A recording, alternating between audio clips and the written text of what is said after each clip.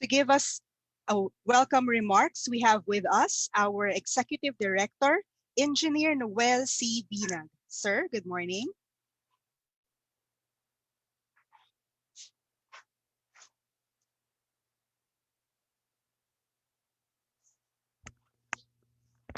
Sir, nakamute po ata. Ayun. Oh, sign language, sabi ko. First of all, I would like to welcome you all in this webinar. This is a prelude to our Congress, and we would like to thank you for joining us this morning, for sharing your time. And also would like to commend our TPID team for the conduct of this first ever webinar that will progress to our Congress on November this year. Hopefully, all of you will join us this coming November for our National Occupational Safety and Health Congress. And again, this is an opportunity for all of us also to learn more about on how to improve the quality of our indoor ventilation. So sa ating pong lahat, I hope all the important most critical information that we'll be getting in today's this morning webinar will help improve our OSH policy in our respective company, improve our OSH programs, and at the same time our OSH services in order to prevent and eliminate all kinds of hazard, occupational safety and health hazards, thereby protecting our workers, making them more productive, making our enterprises also business more productive, and giving us an opportunity, giving our workers opportunity to increase their income earning potential. So during this pandemic period, we experienced a lot of lockdowns, and it is for this reason that we are conducting this webinar. We would like to help government, we would like to help our businesses to go back to their respective old normal so that they can provide employment, they can provide services to our nation. So let us take advantage of all the informations that we will be getting this morning, and hopefully we are able to create a better, a safer working environment for workers in all industries. So sa inyo pong lahat, mabuhay po kayo, and also would like to encourage you also to visit our website so that you will learn about our training calendars ahead for this year. We are providing free mandatory trainings nowadays, and also our advanced and specialized training. So kayo po lahat ay inaanyayahan po namin na sana po ma-participate. We also give mandatory trainings for the public sector, and it is for this reason really that we're really pushing OSH. So lahat po tayo, sana po tayo po lahat ay maging OSH champion, OSH advocates, and lahat po tayo ay laging ligtas at malusog. Maraming salamat po DJ, Sir Jerry. Thank you very much, Sir Jerry, at magandang umaga ulit. Maraming salamat po, Director Binag. Tulad nga po ng nabanggit ni Sir, ito po ang pinakabagong series ng webinars ng Occupational Safety and Health Center, ang MagOSH-Up Tayo. Ito po ay sadyang ginawa para talakayin ang iba't ibang usapin tungkol sa kaligtasan at kalusugan ng mga manggagawa. Gayun din po ang iba't iba nating mga nasasaad sa mga issuances, guidelines at batas, at mga practical tips para panatilihin pong safe and healthy tayo habang tayo po ay nagtatrabaho. So nais ko po kayong bigyan ng maiksing rundown ng ating programa para po pag-usapan, i-discuss ang kalidad ng hangin sa loob ng ating workplace. Paano nga ba natin malalaman kung ligtas pa ba ang hangin na ito at hindi makakasama sa atin? Kasama po natin ang aming Industrial Hygienist 3, Ms. Janice Victoria Robles ng Occupational Safety and Health Center. Ms. Janice, good morning. Yes, good morning. I'm ready na. So sharing, wait for a while.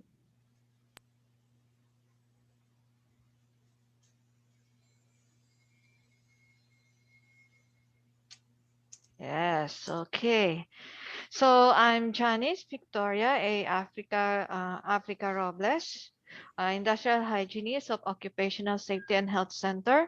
So ngayong araw po ating tatalakayin ang indoor air quality o ang kalidad ng hangin sa loob ng ating pook gawaan. Okay, ano po ang ating mga objectives? Ang ating pong objectives ay at the end of the session, the participants will be able to define indoor air quality. Ano ba ang tinatawag na indoor air quality? Yung kalidad ng hangin sa ating loob na o puok gawaan. Then identify, evaluate, and control IAQ problems. Mga problema, paano natin siya makikita, paano natin siya ma-evaluate, at paano natin siya makokontrol. Then recommend IAQ management plan or program. Okay. Bakit ba natin pinag-uusapan tong indoor air quality? Okay. Ano ba ang mga kadahilanan? Unang-una, nandoon ang indoor air pollution. Okay. According sa National Institute of Environment, Health and Sciences ng NIH, 34% ng stroke ay because of indoor air pollution. And 26%, meaning isa sa 4 na tao or approximately 25%, 26% ay nagkakaroon ng ischemic heart disease. And 22% or round it off sa 1 out of 5 persons nagkakaroon ng chronic obstructive pulmonary disease. And acute lower respiratory infection sa children at 12% or 1 out of 10. And lung cancer at 6%. And that's because of indoor air pollution. Kaya kailangan natin pag-aralan ang indoor air quality. Saliksikin ang indoor air quality. Okay. So according kay EPA or Environmental Protection Agency sa US and World Health Organization, indoor air quality pollution as one of the top 5 environmental risks to public health. Okay, bakit? Kasi we spend 90% of our time indoors. Okay, i-trace back natin ha. Pagising mo ng umaga, nasa loob ka ng bahay. Naligo ka, kumain ka, nasa loob ka pa rin ng bahay. Lumabas ka, sandali lang, sumakay ka ng sasakyan, nasa loob ka pa rin. Nagda-drive ka, papasok ka na sa opisina, nag-park ka, lumabas ka. And then, nag-time in ka, nasa loob ka na naman. And then, all throughout the day, nasa loob ka ng bahay o ng opisina. Nasa loob ka ng building. And then, uuwi ka, sasakay ka ng sasakyan, nasa loob ka pa rin. And then, pagdating mo na sa bahay, nasa loob ka pa rin. So, we spend 90% of our time indoors. Plus the fact, merong increased levels of air pollution. Sa indoor ha, increased level of air pollution. Anong kadahilanan nun? Kasi, there is higher air pollution outdoors. So, papasok sa loob. And then, yung mga buildings ngayon, properly sealed. Bakit? Para hindi maka-escape yung aircon kasi magastos sa kuryente pag nag-escape yung lamig. So they properly sealed all the windows, the doors. And then the material used for buildings such as paint, glues, mga upholstered furnitures, mga dust mite, allergens, bugs, this can contribute to air pollution. Okay? And that is why there is an increased need for healthy indoor air. Okay? So, in our house, okay, in the office or in our school, tingnan natin kung gaano kadumi or gaano kadami ang particles sa hangin. Okay? Pag clean air, ganyan. Okay? Walang particle. Pag outdoor air, this is a sample taken. Okay? There is 1 million particles per 35 cubic feet. Indoor air, you guess, up to 100 million particles per 35 cubic feet. So saan ang mas polluted? Indoor or outdoor? From this data, we can say that indoor air is more polluted than outdoor air. That's why there is a need for a healthy indoor air. Okay? First, we have to know what is indoor air. Ano ba sinasabi nilang indoor air? Okay? The term indoor air is usually applied to non-industrial indoor environment. Non-industrial ha, wala mga proseso. Katulad ng office buildings. Wala naman tayong manufacturing sa loob ng office building. Okay, purely like this one. Public buildings like school, theaters, restaurants, museums, those are public buildings, and private dwellings, yung ating mga bahay. Okay? For industrial setting, okay, anong difference ng dalawa in terms of contaminants? Okay. Sa industrial setting, there is a specific production of chemical compounds. Alam mo kung ano yung mga raw materials. Okay? So, air concentrations of these specific chemicals can be measured. For non-industrial setting, maraming chemicals dyan. In low concentrations, meron kang alcohol sa loob ng office. Meron kang air freshener. Ano pang meron ka sa loob ng office? Meron kang powder, baby powder, and then meron kang perfume, meron kang glues, meron kang adhesives. Mix na yan ng mga chemicals in low concentrations. Okay, yan ang kaibahan ng industrial sa non-industrial setting. So, this indoor air chemical composition does not allow us to predict how the air will be perceived. Okay? Hindi natin alam kung ano magiging epekto ng mixture of these air contaminants in low concentrations to us. Kasi because we are individuals, we are unique. So maybe ikaw maging asthmatic ka, siya hindi. Or maybe nagkaroon siya ng allergy, ikaw wala. So these are all in low concentrations. Okay? So what is now indoor air quality? So we know now what is indoor air. Indoor air, meron siya mga low concentrations of chemicals. As compared sa industrial setting, alam mo na kung anong chemicals na meron ka as your raw materials. So what is now indoor air quality? Indoor air quality is a term to the air quality within and around the building and structures, especially as it relates to the health and comfort of building occupants. Okay, relates to health and comfort of building occupants. So within a building, as I said, there are thousands of chemical substances in low concentrations. And the composition, you don't know how you will react, how your body will react. And it can be irritating, naiirita ka sa amoy, ang baho, or there is simply a stale air inside your office. Okay?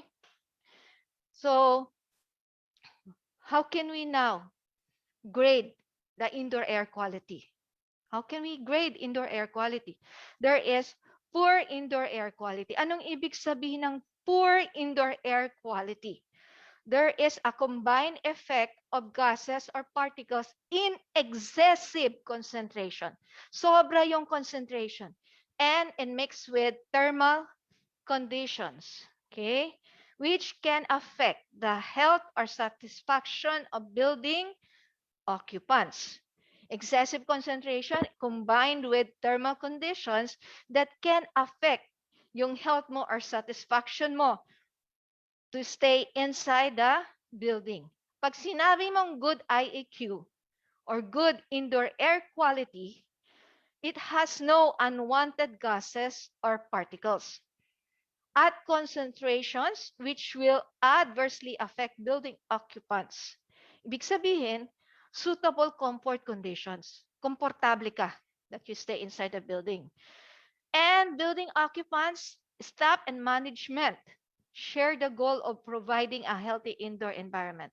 It's just not the responsibility of the safety officers or the OSH committee.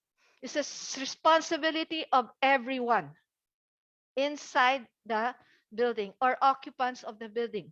Whether it is a contractor, dapat isasama rin ang mga contractor. Later, we will discuss that in IAQ management program. Okay? So, adversely affect individuals. But everyone, when you say good IAQ, suitable, comfort conditions, suitable. So, there is such term as acceptable indoor air. When you say acceptable indoor air, 80% of the occupant express satisfaction and only 20% do not express satisfaction. Ibig sabihin, pag nasa loob kayo ng kwarto, 10 kayo, dalawa ang nagka-allergy o dalawa ang humahatching. So, is my indoor air quality acceptable? Yes, it is. Kasi dalawa lang sila. 10 kayo. And then, pag 7 na, 7 na ang na-dissatisfy, then you have to check your IAQ. Okay, according to ASHRAE, 80% of the people exposed do not express dissatisfaction. Okay? Ibig sabihin, sa 8 out of 10 na tao inside the room, satisfied sila. Okay? Only 2 out of 10 are not satisfied. Okay? That is the acceptable indoor air because sometimes you cannot accept that it is really 100%. Okay? So there is a range that acceptable indoor air quality. Okay? So we discussed about the thermal conditions. Okay? Diba? Excessive concentrations. When you say poor IAQ, ano yun? Excessive conditions mixed with thermal conditions. Okay, when you say thermal conditions, there are 2 factors, and these are temperature and humidity. Okay, so we have a proposed recommendation for that. The recommended optimum temperature ranges from 20 degrees Celsius to 24 degrees Celsius for indoor office setting. Okay, 20 to 24. That is the proposed, that is from Philippine Mechanical Engineering Code. And then for the humidity level is for 30 to 65%, and that is the proposed. Okay, so for the FYI, the average humidity levels outdoor sa labas ay 70 to 75%. Ang recommended natin sa indoor is at least 30 to 65%. Okay. So we will discuss now temperature and humidity. For temperature, remember that I told you it's 20 degrees Celsius to 24 degrees Celsius. However, you must take note that, lagay ko na sa 24, lagay ko na sa 20. You must consider the following factors that can affect individual for temperature parameter. Okay, these are activity. Ano ba activity sa loob ng office? Malagi ba silang gumagalaw? Nakaupo lang ba sila? Nagkakat ba sila ng paper? Nagsusort sila?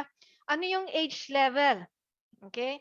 Kasi usually, age, like for example, yung medyo bata-bata, they can withstand cold temperature. Whereas, yung medyo may edad na, lamigin na. Okay?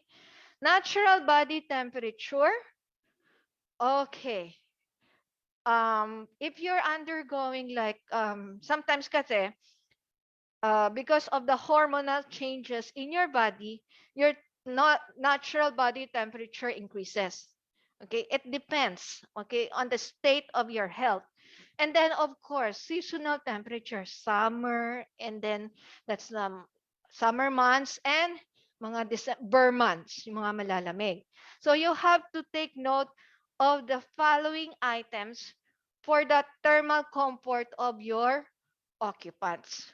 Okay, ano bang activity? Pag yung activity napakabigat, you need, and then there's body exertion. So there is liberation of body heat. So mas iinit ngayon yung environment. Then you have to lower down the temperature. Okay? But the range should be 20 to 24 degrees Celsius. Okay?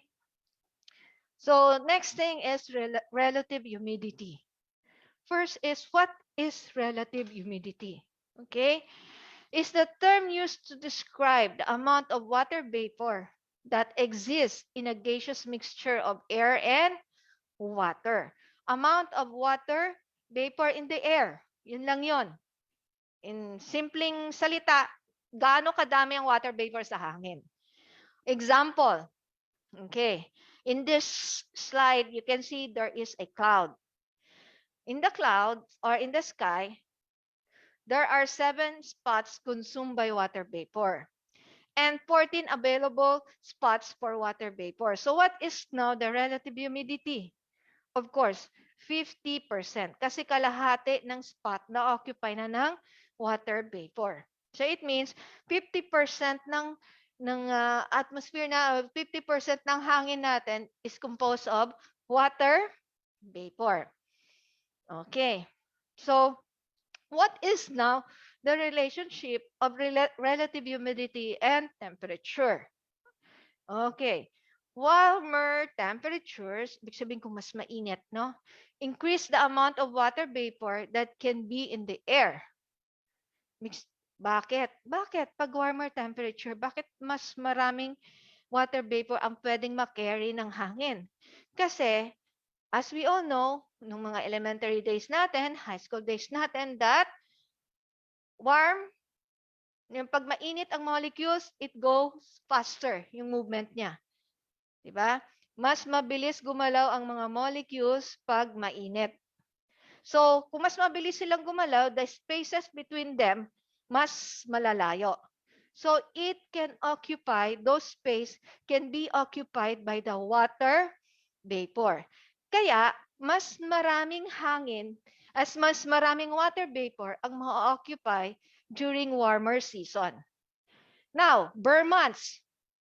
Pag bare months, mabagal ang kilos ng molecule sa hangin. So, mabagal ang kilos. Sa space between them, mas maliit.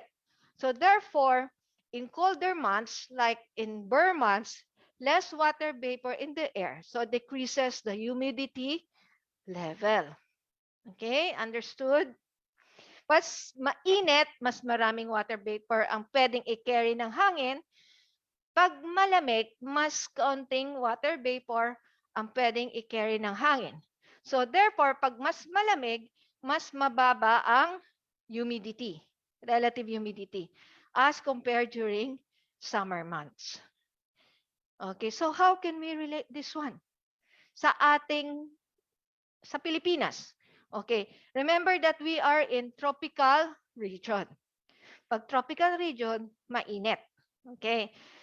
When temperature is high and relative humidity is low, ibig sabihin hindi pa lahat ng water vapor naka-evaporate. No, kaunti pa lang. So there'll be more spots for water vapor. So what will happen?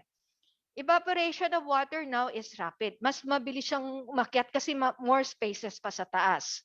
Kasi the relative humidity is low. Kaunti pa lang ang water vapor sa hangin. So evaporation of water now will become faster. And it can dry the soil faster also. That's why during summer months, natutuyo yung mga rice field. Okay? And it can dry the clothes quickly. And at the same time, it can shift off our furniture. Kasi nag-evaporate ang water. Okay? Nadadry siya. And then, yung perspiration natin sa skin can evaporate faster. Okay? Now, when temperature is high and relative humidity is high naman, okay? The other way around. When temperature is high and relative humidity is high, evaporation of water is slow. You will feel this one when it is about to rain. When it is about to rain, kahit na anong paypay mo, you still feel uncomfortable. Why? Because the water vapor on your skin cannot evaporate readily, cannot evaporate quickly. Bakit? Kasi mataas na yung relative humidity. There is no more space for water vapor in the air. Okay? And the evaporation of water is slow. When relative humidity approaches 100%, condensation can occur. Okay? This can lead to problems with molds, corrosion, decay, and other moisture-related deterioration. Okay? So you will see later how the molds can affect your indoor. Okay? Anong epekto ba ng IAQ sa atin? So we know that poor indoor air quality due to excessive concentrations of chemicals in low concentrations and mixed with thermal conditions. Ano ba ang epekto nito sa atin? Okay? So, people experience adverse health condition. Hindi tayo lahat pare-pareho. But we might experience adverse conditions. Okay. The more sensitive or more exposed we are, we can experience the symptoms earlier. Okay? Some people may not be sensitive to IAQ problems, but can become vulnerable as exposure continues year after years. You've been in the place for 10 years and then you've been exposed to a dust. At first, pumasok ka sa isang opisina and then you don't have mga asthma pa, ganyan. And then, suddenly, after 10 years, 15 years, 20 years, ako, bakit may asthma na ako? Bakit nagkaka-allergy na ako? So, you will become vulnerable as exposure continues year after year. But you have to take note, okay? Individual susceptibility, okay? You have to take note also of concentration of the contaminants. Duration, gaano katagal. Frequency, gaano kadalas. And of course, the lifestyle. Okay? So, this IAQ now effects can affect our eyes. Sometimes we feel, natutuyo ang mata ko, tapos dry and itchy. So, you have to check. And then, for the upper respiratory tract, makating lalamunan mo, hindi naman COVID ka agad yun. Nasal congestion. Okay, sa lungs mo, nahihirapan kang huminga, may dry cough ka. Sa skin mo, nakikita mo may mga redness, tapos may localized itchiness. And then, in general, you feel headache, weakness, nangihina ka, nahihilo ka, lethargic ka, nakatingin ka lang sa wall blankly. And then the most common illness because of IAQ is hypersensitivity and infections. Okay? For hypersensitivity, meaning allergic reaction, like you have hypersensitivity, pneumonitis, asthma, rhinitis, dermatitis. For infections, you can have Pontiac fever, tuberculosis, is common colds. Okay, so now we go to the building occupants. Ano bang pwedeng mangyari? So as I told you, there could be hypersensitivity to susceptible individuals. Okay? And it can be in sick building syndrome. What is a sick building syndrome? Kaya siya tinawag na sick building syndrome kasi pag nasa building ka lang, nagkakasakit ka. When you're away from the building, magaling ka na. You cannot identify the specific illness. Basta ganun lang. Pag nasa loob ka ng building, nagkakasakit ka. And then when you go out and have the weekend, and you feel suddenly okay. Okay, you call that sick building syndrome. What are the symptoms of sick building syndrome? You could have headache, difficulty of concentrating, lethargic ka, and then sinisipon ka, eyes, nose, and throat. And then there's chest tightness and asthma-like syndromes. So, but when you're away from the building, wala ka nito.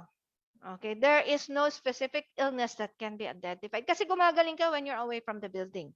So, you call that sick building syndrome. And another one is what they call the building-related illness. Okay? Diagnosable disease to. It can be a Legionnaires disease. What is a Legionnaires disease? That came from contaminated, warm, stagnant, aerosolized water. Or you can have hypersensitivity pneumonitis that come from organic dust, alikabok. Humidifier fever, bacteria, fungi, or amoebas in the humidifier. So you have to clean the humidifier ng aircon every now and then. And then the Pontiac fever that would come from the Legionella infection. Okay. So nai-inhale mo ngayon yung mga bacteria, mga fungi, nai-inhale mo siya. Okay, mga organic dust. So you call that building-related illness. Okay? When you're inside the building, you got that one from inside the building. Okay, so we go now to recognition of IAQ issues. What are the IAQ issues? We have to know first the categories of common pollutant inside the building or indoor air. Okay, there are two categories, biological and chemical. For the biological, it refers to bacteria, viruses, fungi, molds, allergen, or pollen, pag merong plants.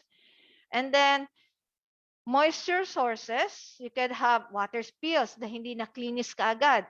Inadequate humidity control. That's why sa opisina, meron tayong humidity control. Ano ang dapat? The proposed is 30 to 65%. And of course, ventilation system. Okay. Next is biological category of sources of indoor air can be brought by the building occupants. Pagpasok, dala-dala nila. Okay? There can be inadequate maintenance and housekeeping. Hindi natatapon kaagad ang basura, maalikabok. Okay? And then, patong-patong yung mga papel. That's housekeeping. Okay, yung ating ISO. Then we go now to chemical category. For chemical category, examples are the tobacco smoke. Okay. Emission from products used in the building like furniture. Mga furniture, lalo na pagbago, may amoy. It can be a source of indoor air pollution. Then walls and floor coverings. May mga adhesives yan na kailangan ipasingaw mo muna. Cleaning and consumer products. Okay, mga cleaning products, may mga sabon, okay, perfumes, consumer products. Next is particulates, solid or liquid suspended in air, produced by activities in the indoor environment. For example, renovation, nagpaayos ng CR. Okay? So, photocopying, yung carbon dust, cutting and drilling, printing, painting. This can contribute to indoor air pollution. Okay, and that can alter our indoor air quality. Okay, again, there are two categories, biological and chemical. Now, what are the possible sources of these two categories? So we have here a situation. So we will now see how chemical and biological category can be a source of indoor air pollution. Number one, sa labas ng building. Anong meron tayo? Meron tayong particulates and bioaerosols. Mga bioaerosols like mga pollen sa mga halaman, VOCs, volatile organic compounds. And then the ozone, of course, we know that there is ozone. Pag merong sasakyan, merong usok, vehicle exhaust, there is carbon monoxide. And carbon monoxide contains benzene. And of course, smoking. And it can enter your indoor air. Okay? So, pumasok na siya dito sa indoor. And then indoor, meron ka pa. This is a typical office setting. So you have here the wall. When you chip up the wall, merong mga molds doon. Ang mga molds, pwede yung may mga spores siya na pwede mong mahinga. And of course, in the office, there's also the carpet. Yung carpet, meron siyang formaldehyde. Yun yung adhesive, yung pinandikit. And then, it can also accumulate dust particles. And then, pag nag-smoke sa loob ng office, there can be a polyaromatic hydrocarbons from the burnt tobacco. And it could have also carbon monoxide and benzene. Now, we go here to sa occupant. Occupant can have bioaerosols, can have perfume. Maamoy mo kaagad pag pumasok ka sa office. And of course, carbon dioxide when exhaled. And doon sa upuan ng occupant, meron niyang adhesives. Pinandidikit, bago ang tela, it could have formaldehyde. Next is yung mga cleaning agents. You can have gases and vapors coming from cleaning materials. And sa painted wall, you can have organic compounds if it is not water-based. Then meron ka pang halaman. So halaman or indoor plants can be a source of bioaerosols or allergen. Okay, meron kang printer. You can have the toner dust. Also, copier can be a source of ozone. Okay? And the stale water coming from air conditioner. You see, there are so many sources inside and outside. Okay, inside, ang dami-dami. That's why, as have shown you earlier, mas maraming particulates indoor as compared sa outdoor. Okay? So other sources, there is accidental events. There is the pantry or smoking lounges, and there are also repair activities, remodeling. These can be other sources which can contribute to the indoor air. So, sa mga contractors, kailangan ay na-advise din natin sila how to maintain our indoor air quality. Okay, that's why there is IAQ management program. Okay, so we have these other sources. Now, we might say, how small are these common air contaminants? Gaano ba kaliliit ang mga to? Hindi ko naman siya makita eh. Yung iba nakikita ko, yung iba hindi. Because there are different sizes. Okay? And 90% of the contaminants hindi po natin nakikita. Okay, this is the sample, mga contaminants and their size. Which one is visible to the human eye? Which one is only visible with a microscope and electron microscope? For the pollen, we can see that with the human eye. Here, we can see this one with the human eye. Plant spores, we can see some, but some are not. Insecticide dust, fumes, we can only see with microscope. Animal dander, yung mga balahibo ng aso na maliliit, balahibo ng pusang maliliit. Sometimes we can see that's the up to 10 microns, but it can be lower than the 10 microns. Skin flakes, yung mga babalat na skin, especially if your skin is dry. And viruses, you can see that one with microscope and electron microscope. Chemical vapor only can be seen with microscope and electron microscope. Not, as you can see, not all contaminants can be seen by the human eye. Only 10% can be seen by the human eye. As you can see there, the division, the 10 micron division. Okay, and most of them, the mga air contaminants ay below 10 microns, as you can see from the graph. Okay? So, paano ba natin mabivisualize? Gaano ba kaliit ang 10 microns? Gaano ba kaliit ang 2.5 microns? Okay, you have your hair strand. Yung hair strand mo, yung hair mo. Okay, i-divide mo siya ng 4. Yung hair strand mo, divide mo ng 4. laki nun ay i-divide mo siya ng 10. 1, 2, 3, 4, 5. That would be equivalent to PM10. Okay, kasi yung human hair mo is 50 average of 50 microns.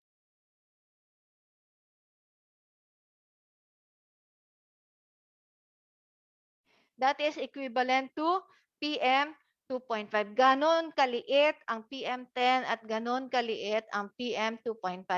Human hair is around 50 to 70 microns. Again, 50 to 70 siya. So, lagay mo ng 50. I-divide mo siya ng 5. So, sa 5, yung isang strand na yon equivalent to PM10. Ngayon, yung PM10 na nakuha mong strand, i-divide mo pa ng 4. Yung 4 na yon, yung isang makukuha mo doon, equivalent nun is 2.5. Ganon kaliit ang 2.5. Okay? Napakaliit. This is for you to visualize. So, how can we filter this one? Ang liit-liit nila. Ang liit-liit, 2.5, 10. Tapos yung iba pang mga sizes is below 2.5. Merong 1 microns, merong 0.01. What we should do? How can we clean our air? There is such thing as air filters. Okay? Air filter is a device composed of fibrous materials which remove solid particles such as dust, pollen, mold, and bacteria from the air. Air filters are used in applications where air quality is important, especially in building ventilation system. Okay, what are the kinds of air filters? Okay, so we can remove this contaminant by the use of air filter. Remove, but not killed, ha? Remove lang, but not killed. Okay, so what are the different kinds of air filter? We do have activated carbon filter.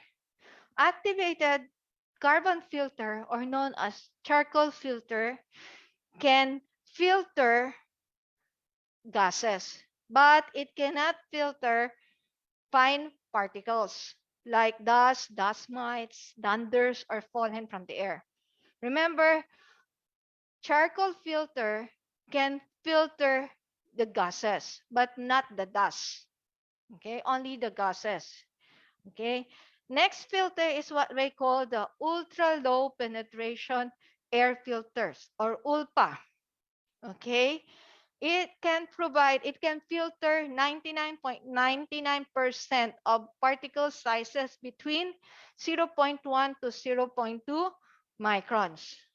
Okay, it can filter it can filter 99.99%.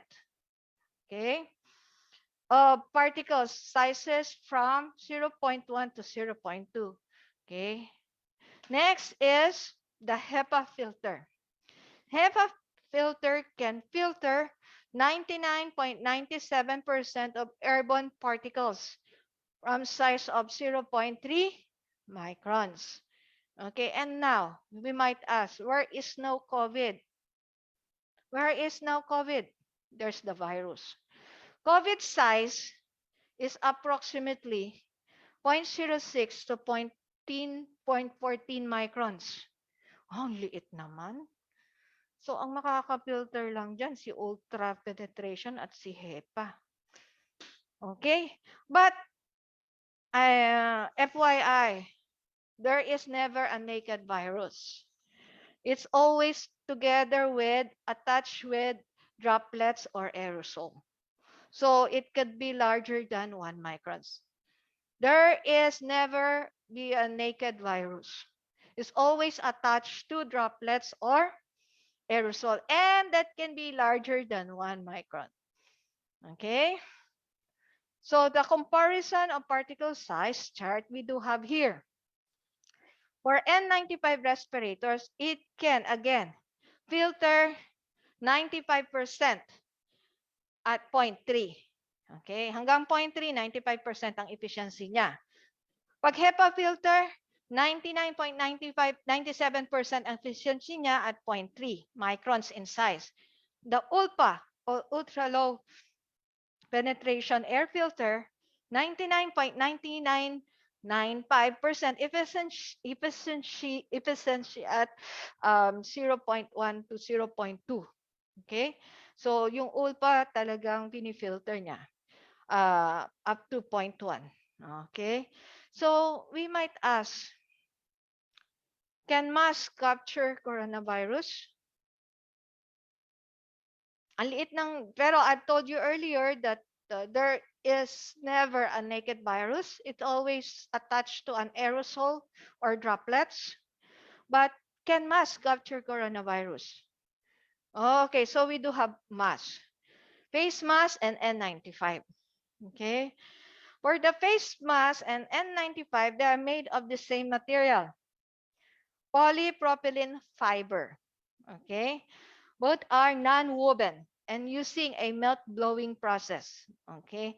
These are polypropylene materials and being blown into a cylinder and until to make a fabric material. Okay? So it can non-woven polypropylene fiber.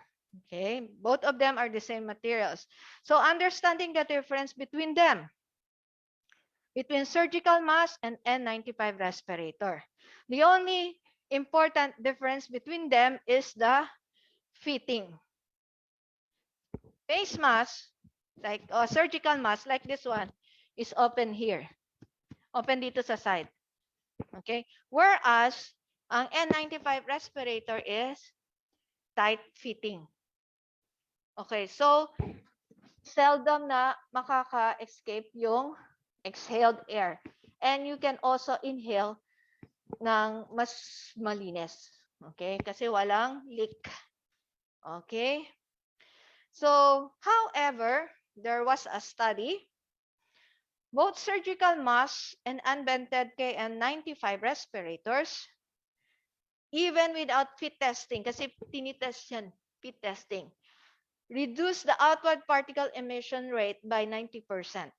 Ibig sabihin, pag nag-exhale ka,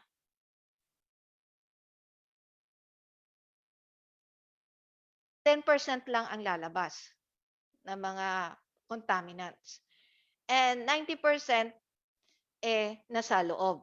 Okay. But when you speak, of course, there is a force. When you cough, when you shout, okay, 74% on average and 26% yung lumalabas. That's why you still have to maintain social distancing even though you are wearing masks. Okay? Kasi may lumalabas pa ring 10% normal breathing, exhalation, and when you speak, when you shout, when you do some forceful exhalation, may lumalabas pa ring 26%. Okay? That is the study, the result of the study conducted in 2020 by there is the sources. You can retrieve that one from the source. Okay? So that is the reason you still have to maintain your social distancing. Even though both of you are wearing masks, whether it is surgical mask, whether it is KN95 or N95 mask. Okay? Regardless of fit testing. Regardless of how it is fit in your face. Okay? Next. So, nilabas na yung hangin. 10% lumabas. Tapos, nag-speak ka, 26% ang lumabas. Saan ngayon to pupunta? That's what they call the pollutant fate. Saan pupunta to? Okay, there are such thing as inhalable particles. Inhalable particles that can deposit in the nose, in the mouth, pharynx, and larynx. Okay, there is up to here, up to the Adam's apple if you have the Adam's apple. And then, thoracic particles, you call that one when it is deposited in the daanan ng hangin, windpipe. Okay? So, with a diameter of less than 10 microns. Next, we do have respirable particles. the size is with a diameter of 2.5 microns, it can reach the end of your lungs. When it reaches your lungs, it is an impasse. What is impasse? Once you go in, you cannot go out. Lungs is an impasse. When say impasse, once you go in, you cannot go out. It's a dead space. Okay? So, as safety officer, as our management, we will give you a template for preliminary IAQ checklist. Okay, what are we going to check? Ano bang i-check natin? Okay, when you go around, you have to check the walls, ceilings, and floors. There are molds, you mark yes. Where? Gaano kadami? Anong kulay? That's for your remarks. Visible dust on the flat surfaces, you check. These are the preliminary IAQ checklist. The mga diffusers ng aircon, are the diffusers black? Yung labasan ng hangin, yung parang ano doon, minumove nyo. Mold and dust, dirt on diffusers, you check on that. Yung air exhaust louvers, i-check mo din. Baka hindi na gumagalaw yung louvers, naka-black. Mold and dust, paki-check nyo na rin. Pollutant sources on workstations, photocopiers, merong carbon dust, toner dust. I-check mo pag meron. And then, chemical storage or handling area. I-check nyo ka ng mga chemicals kasi this can be a source of, diba, there are two categories, biological and chemical.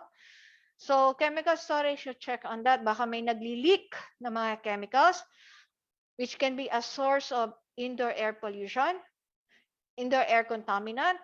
You check on the rugs, mga basahan na pinampunas, baka mamaya naka-expose lang. And it can be a source of indoor air pollution. Maamoy. Bakit sa chemical storage maamoy? Ano ang source ng amoy? And this smell can go out. Smoking room. You check.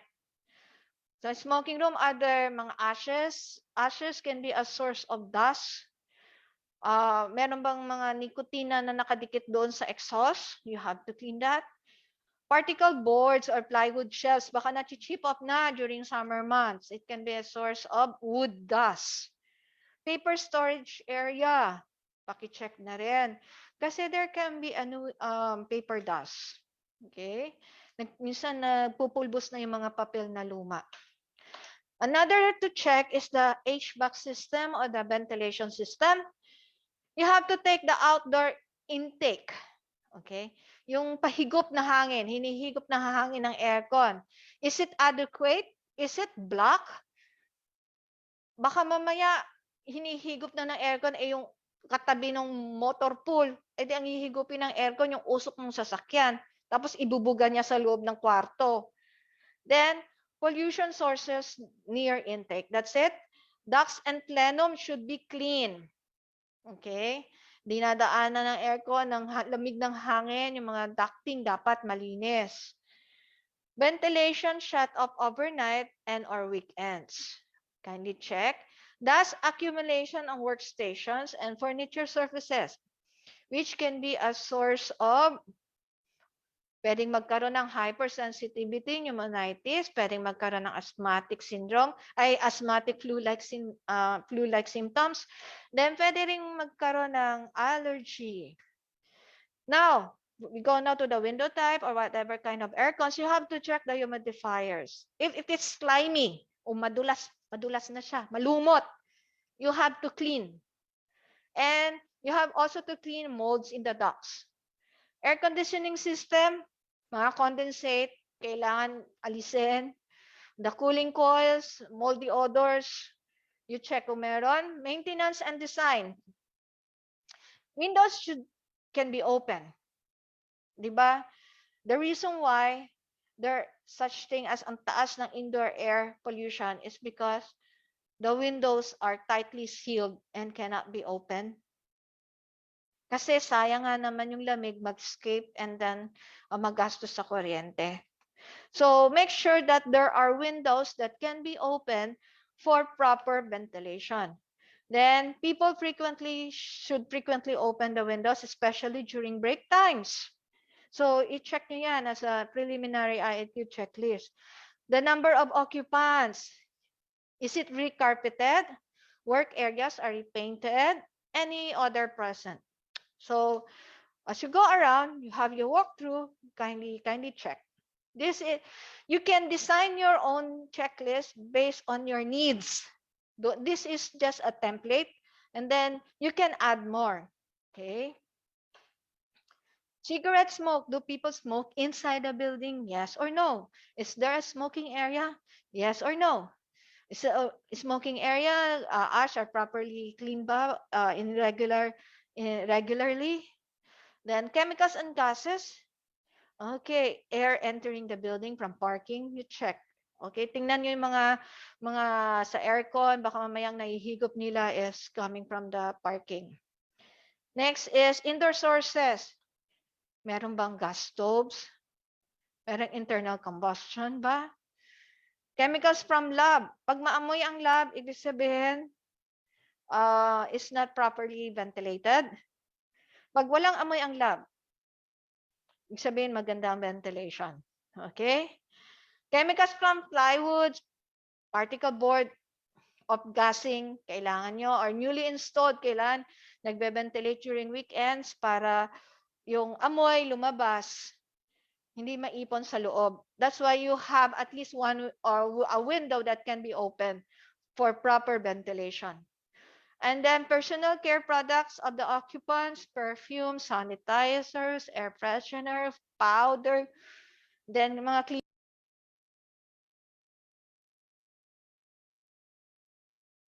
cleaning products, disinfecting materials, disinfecting solutions, isopropyl alcohol, any kind of alcohol. These are the cleaning products that are being used on our surfaces. So you have to check on that too. So IAQ identified issues. They had a study, okay, by the MagOSH for 500 indoor air quality health hazard cases. Anong nakita nila out of 500? Ano ang pinaka-problema? Okay, 52% inadequate building ventilation system. That's why you have IAQ problem. Okay? 70% would come from inside contaminants originating inside the building, like formaldehyde, dust, material furnishing. And 3% would come from building products like concrete, wood, and furnishing. So all in all, 50%, 52% or kalahati. Ano ang problema? Lack of outside air, poor air distribution, uncomfortable temperature and humidity, and contaminant sources inside the system. So 52%, kalahati ng IAQ identified issues will come from inadequate building ventilation system. Okay? How do we evaluate that? How do we evaluate the IAQ issues? Okay? So we have a proposed IAQ standards. Kasi as of now, the present yellow book that we have, Occupational Safety and Health Standard, we will include IAQ standards. Okay, for the proposed temperature, it's 20 to 24 degrees Celsius. This is proposed, it could change. Relative humidity, 30% to 65%. That's how you evaluate. So how will you know if you have enough? Carbon dioxide should be, okay, a maximum of 1,000 ppm lang. Pero pag nag 50% lang siya, like 500 ppm, kailangan gawan mo na ng action. Okay? Carbon monoxide, hanggang 10 ppm lang. But pag nagkalahati na siya, you should have done something. Okay? Formaldehyde, 0.3 ppm. Particulate matter, yung mga alikabok, mga wood dust, paper dust, all kinds of dust. Kailangan, for respirable, kailangan 0.15. Di ba, I told you earlier, yung respirable, it can go to the end of the lungs, doon sa dulo ng lungs. And for the total dust is 0.26. For the volatile organic compound like the benzene, toluene, mga ganon, should be up to 3 ppm lang. Ozone, a source of ozone for the office, for example, is the photocopier. It's until 0.05 ppm lang. Okay? Nitrogen dioxide, 0.5 lang din. Sulfur is 0.05 and sulfur is 0.5. Remember, this is proposed. Okay, what our references? Our references are the ASHRAE, Philippine Mechanical Engineering Code, and the Ministry of Health, Japan, Malaysia, Germany, and the National Ambient Air Quality Standard from Canada. Okay, Canada and EPA. Now, how do we control? So we do have na evaluate. So we found out that our carbon dioxide, for example, is 2,500 ppm. That much. Di ba? Ano ang ano natin sa carbon dioxide is only up to 1,000. Eh, ang na-measure, 2,500. Or you go beyond the standards. Mas mataas ka na standards. So how can we control that? For example, for the molds. Okay. Molds is caused by high humidity sa loob ng building. Hindi siya na-exhaust. Hindi siya lumalabas. Nag-stay lang siya. So, molds due to water leaks. Hindi ka agad naayos. So, what should we do? Okay? What should we do?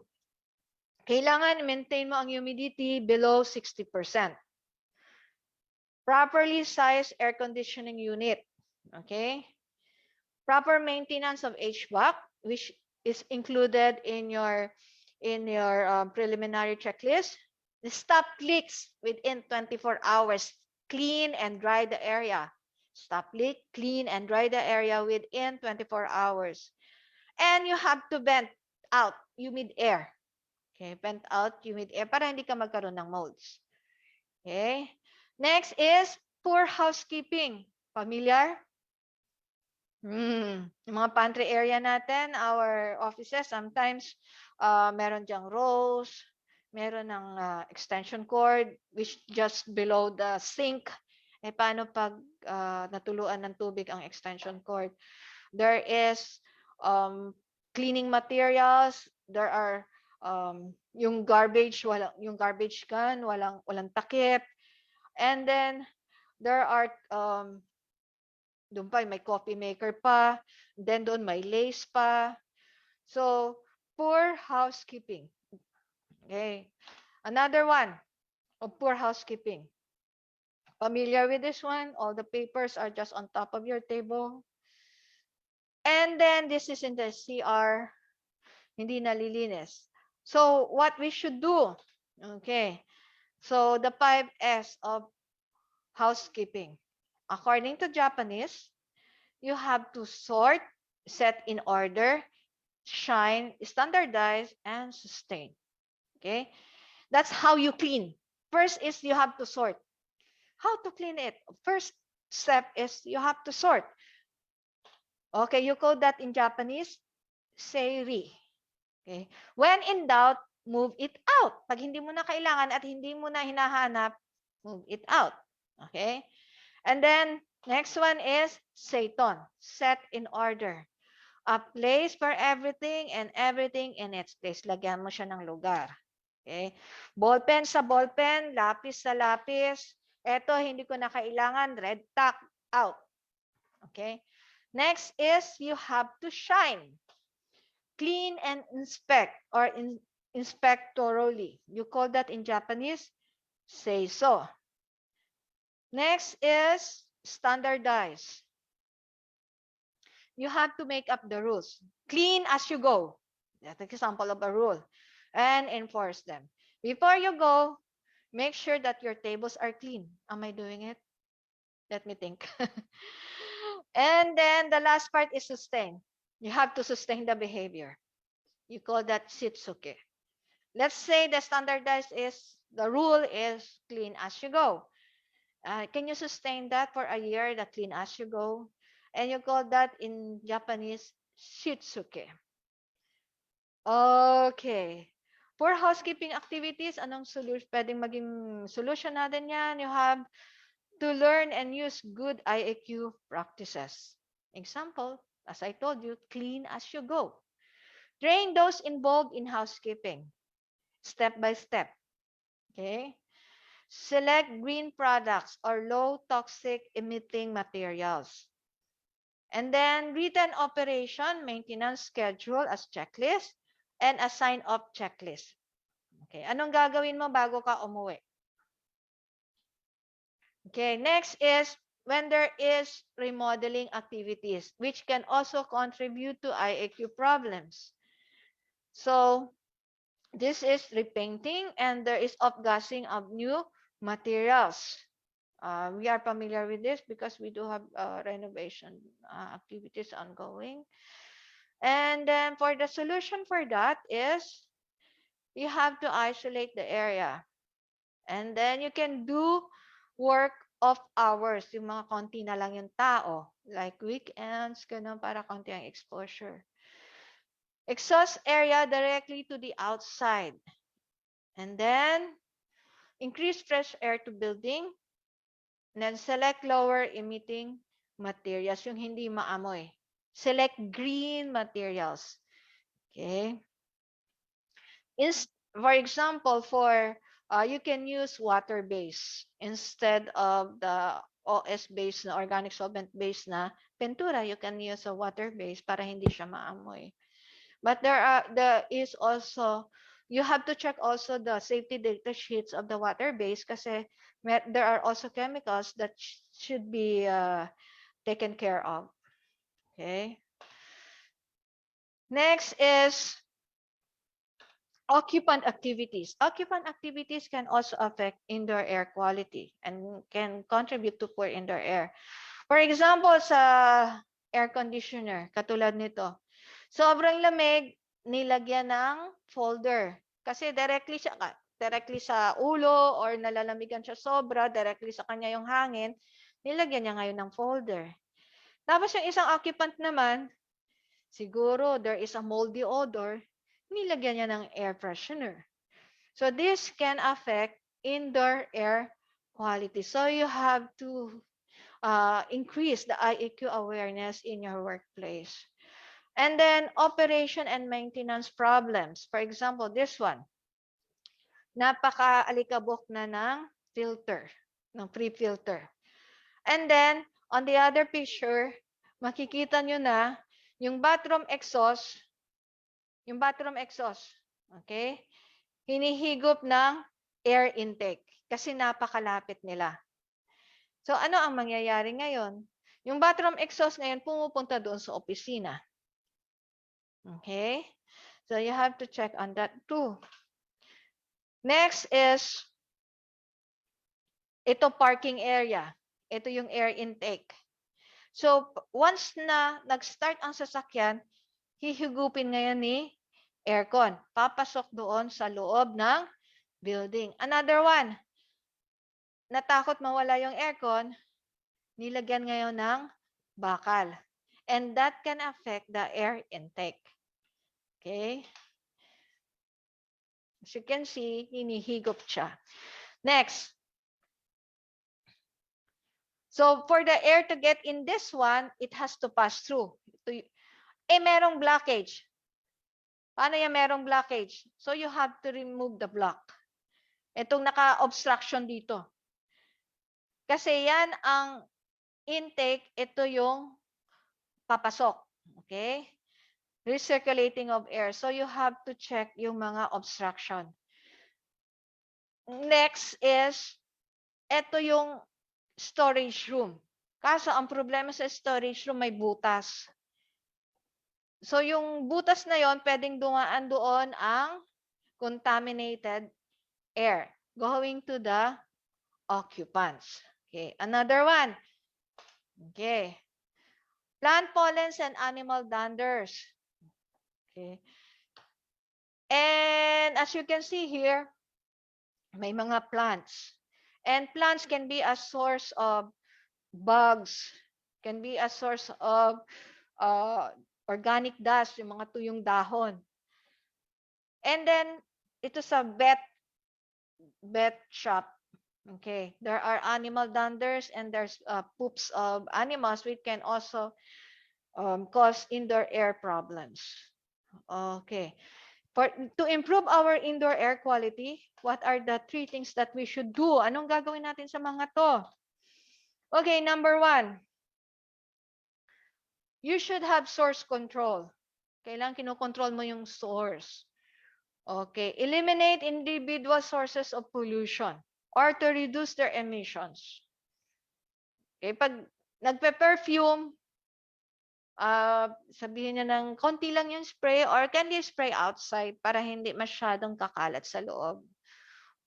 And then you can have improved ventilation. Increase the amount of outdoor air coming indoors para madalute. But make sure na merong lalabasan. Baka mamaya pumapasok, wala namang lalabasan. And bring fresh air into the building. And air cleaners. In case na talagang no choice ka na hindi mo mabuksan ang windows kasi merong construction outside. Kasi pag binuksan mo yung windows and there is construction outside, papasok naman yung alikabok. And what are you going to do? You can incorporate in your plan an air cleaner. Or you cannot open the window kasi yung outside mo is a hospital. Eh di lahat ng bacteria papasok sa'yo na viruses papasok sa office. So, to remove those particles, you have to incorporate air cleaners. But air cleaners is not a silver bullet, or air purifiers are not a silver bullet. It is a part of the plan. Okay?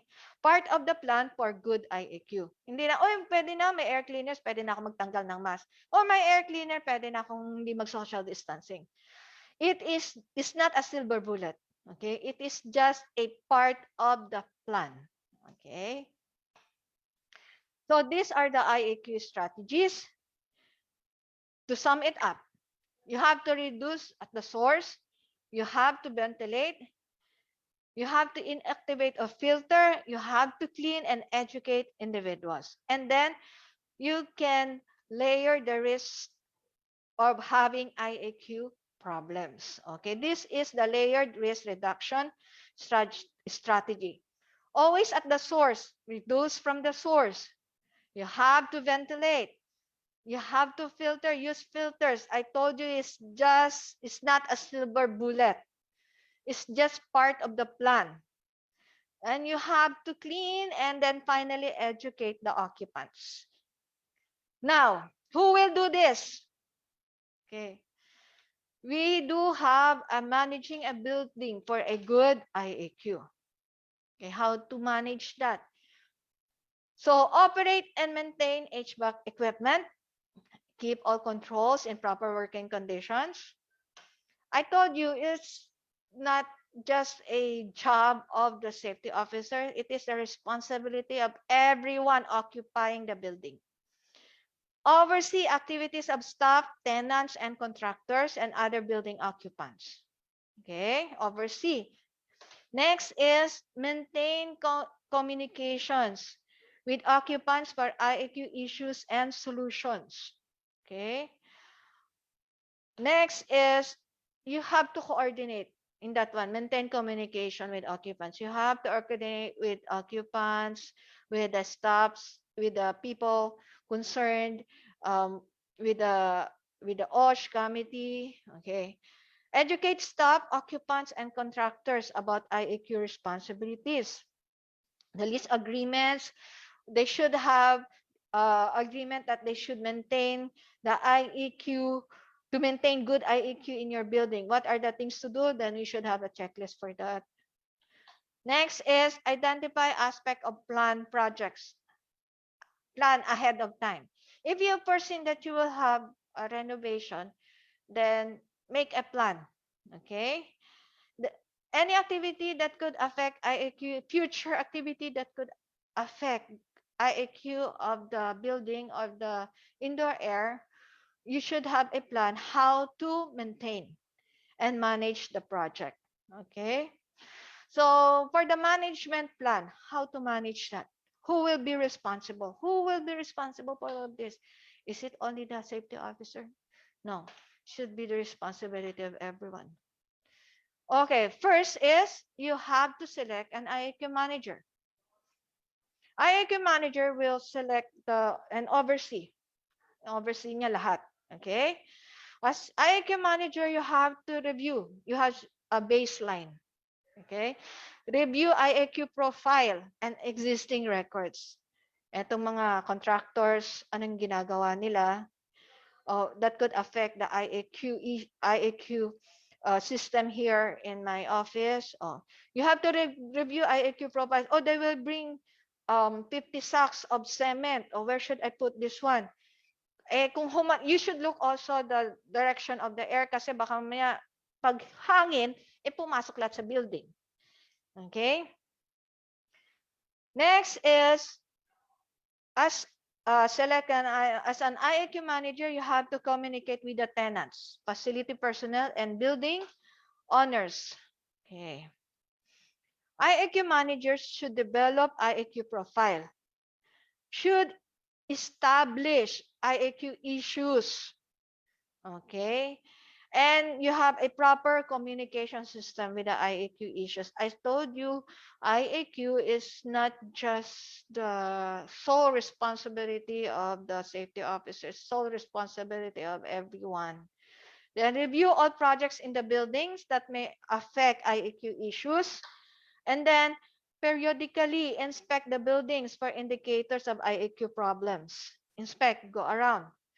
Conduct initial walkthrough and other things that might be an future IAQ issues. That is the responsibility of IAQ manager. And then after that is, you have to prioritize. You have to list down all the problems. Ano bang uunahin ko sa lahat ng problema na to?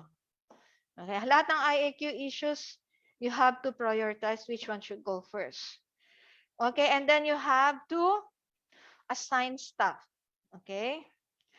You have to assign a staff. Hindi ka lang ikaw, hindi kasi Superman. No one is a Superman for IAQ problems, okay? So you might need the help or the assistance of your coworkers. Like for example, you have to assign a staff for facilities operation and maintenance. Kasi malaki ang responsibility ang IAQ manager. You have to assign a staff for housekeeping, pest control, tenant relation, renovation and future projects, and smoking. So all of these personnel na naka-assign dito will report to you as an IAQ manager. So kasi kung ikaw yan, baka nasakit na ulo mo. Okay? So, you have to assign a staff or train a staff for each part of this one. Okay. So, maintaining a good indoor air quality, we have to increase the quality of life. Okay. For that matter, we will say that indoor air quality matters. And for that, let me show you for this one. Okay.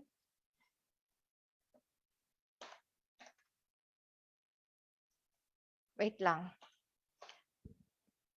It's not playing. Wait for a while.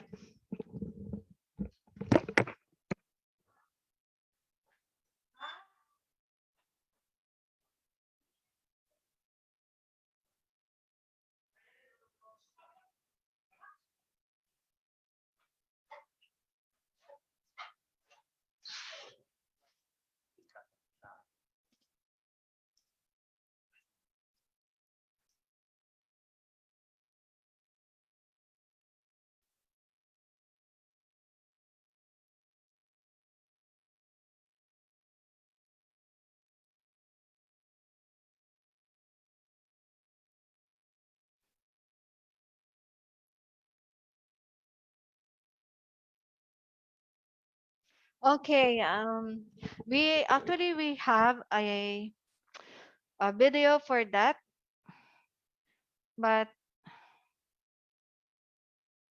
okay.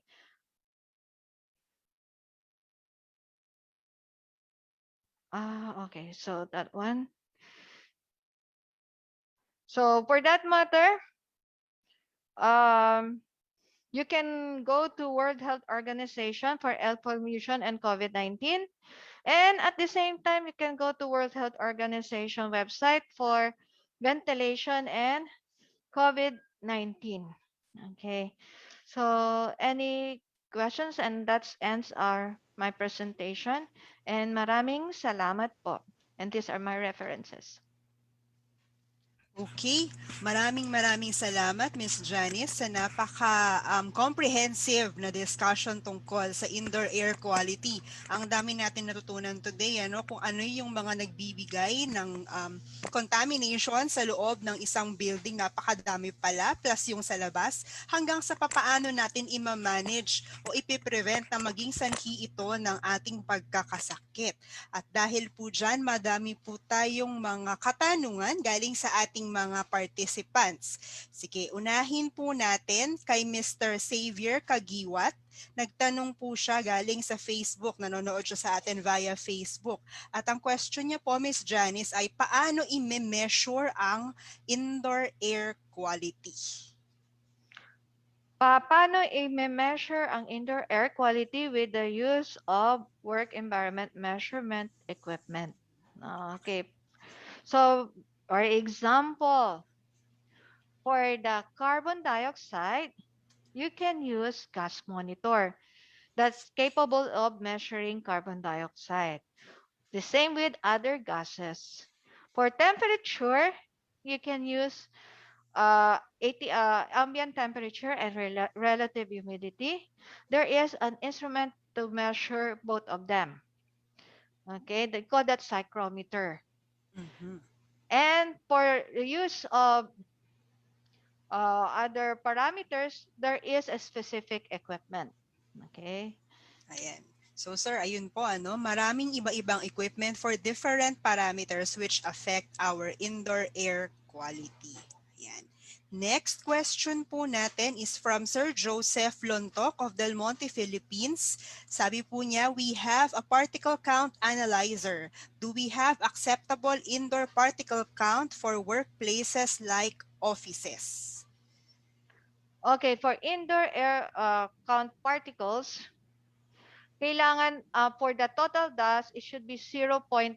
For the respirable dust, it should be 0.15 milligram per cubic meter. And for the total dust, 0. The standard, 96 milligram per cubic meters. That's how will you know that you have a good indoor air quality. It should be within the standard limit. And thank you po. Next question po is from Mr. John Paul Bagtas of Infosys. Is the use of UV or ionization acceptable for building workplaces in order to augment air filters?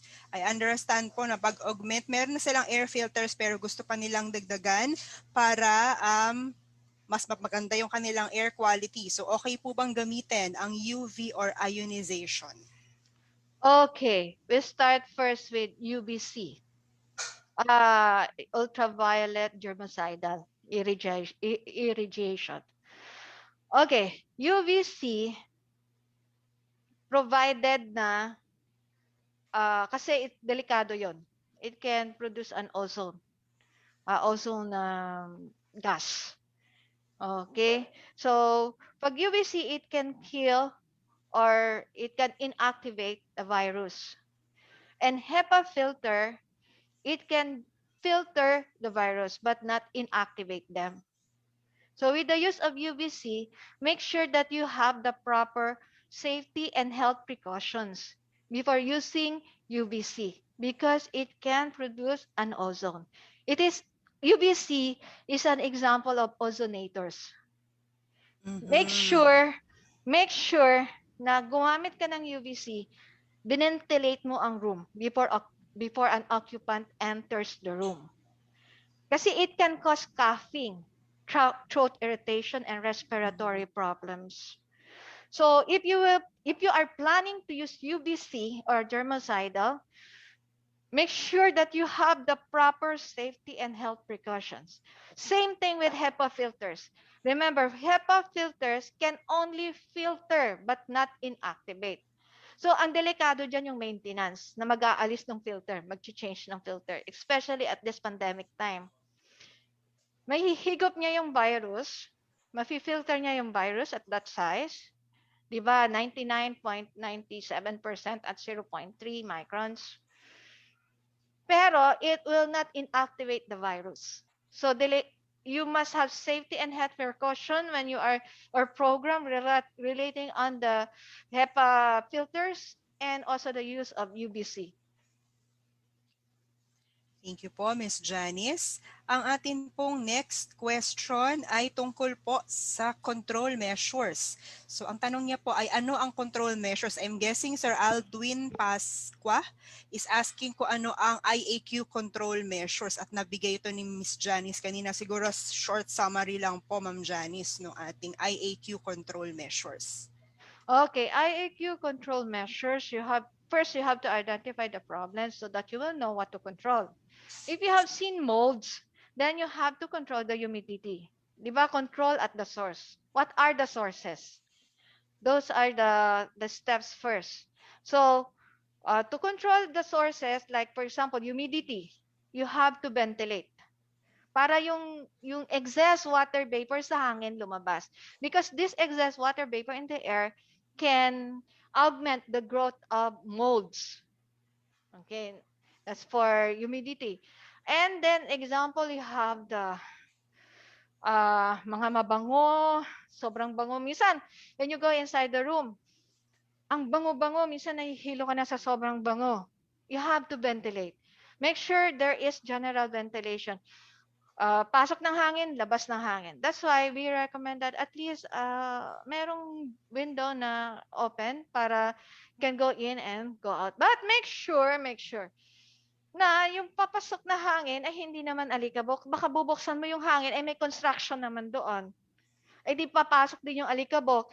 And then ilalabas mo naman siya doon sa kabila, marami ring tao. So you have to think where is in and where is out to have a good general ventilation and no one will be affected.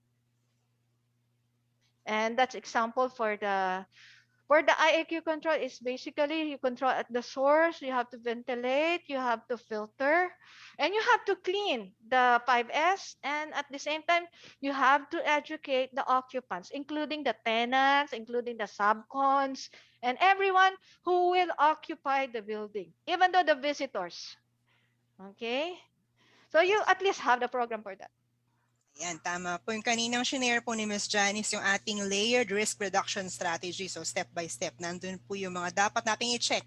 Plus may shinare din po siya kanina na checklist para madali po nating malaman kung ano ang ating dapat tignan at solusyonan. Ayan. Next question po, may kinalaman po Ma'am Janice dun sa inyong sinabi na pagbubukas ng bintana. From Miescor, Ms. Marjo Deloso, how many windows should be opened in a 100 square meter air-conditioned office room? It depends on kasi meron tayong standard for DO from DO 224. Standard for the ACH. Yeah. Yun Okay. pong sa last webinar namin, meron kaming diniscuss tungkol sa standards ng hangin sa loob ng isang opisina. Ayan. Ipopost po namin ito dito sa Facebook and sa website namin para mag-guide po kayo. Next question po natin is, I guess nasagot na po yung question ni Ms. Karen Dalisay. What quality monitoring device can you suggest na all-in-one? Nabanggit ni Ms. Janice kanina na iba-iba ang pang-measure per type of parameter. Next po is from Mr. Hener Policarpio of Redisil, asking for indoor air quality inside a warehouse. Inside a warehouse. So the first step is you have to recognize the IAQ issue. Okay, that's the first step. You have to recognize, as a safety officer or in your program, you have to recognize what are the sources. You have to recognize first, you walk through. And then after recognizing the problem, you have to evaluate.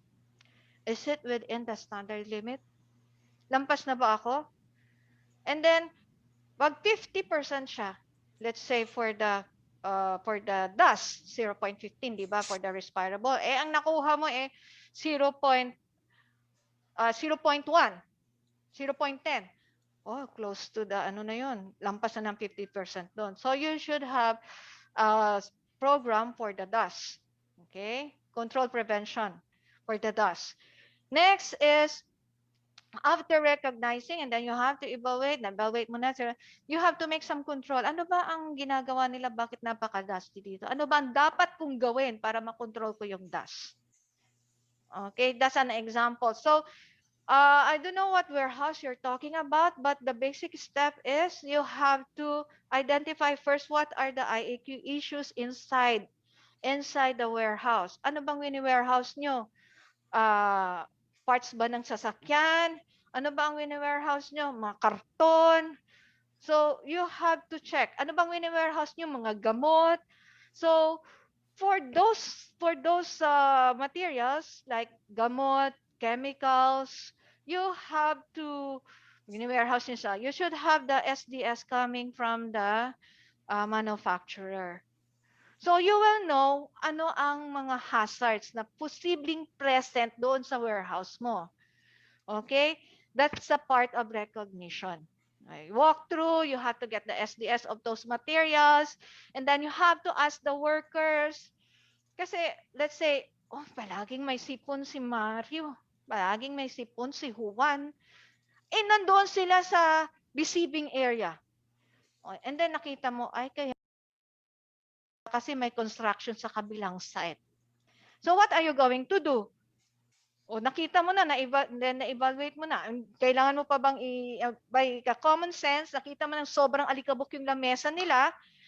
And then, probably, you can ilipat mo muna habang may construction doon sa receiving area, ilipat mo muna siya doon sa kabila, doon sa hindi tapat ng alikabok. That's an example of control.